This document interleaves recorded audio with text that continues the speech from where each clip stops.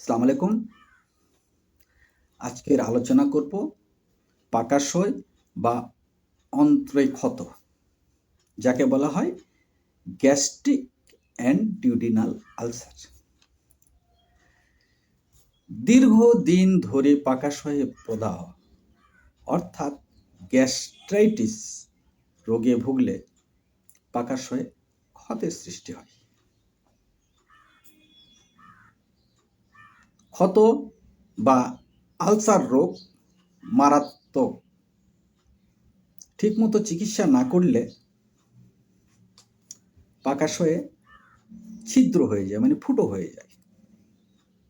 Ulcer সাধারণত দুই ধরনের হয়, যেমন পাকাশয়ে অর্থাৎ স্টোমাচ আলসার, যাকে বলা হয় স্টোমাক আলসার, এটাকে বলা হয় গ্যাস্ট্রিক আলসার নামে পরিচিত। আর দ্বিতীয় স্তরে পাকাশয়ের আলসার, যেটা ইউএর মতো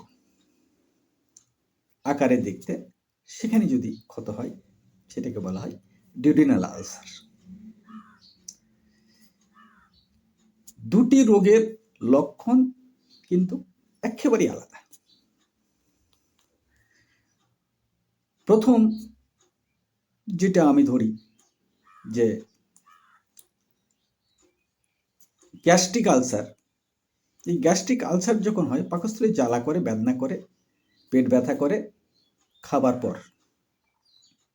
আর ডিউডিনাল আলসারের ব্যথাটা হয় না খেয়ে থাকলে ব্যথাটা শুরু হয়। এটাই আসলে লক্ষণ। এই লক্ষণগুলো যদি দেখা যায়, অবশ্যই আপনি একজন ভালো চিকিৎসকের পরামর্শ নেবেন, অথবা গ্যাস্ট্রোলিভারের স্পেশালিস্ট গ্যাস্ট্রোলিভারের পরামর্শ নেবেন। নিয়ে চিকিৎসা করলে এখান থেকে আরোগ্য হওয়া সম্ভব।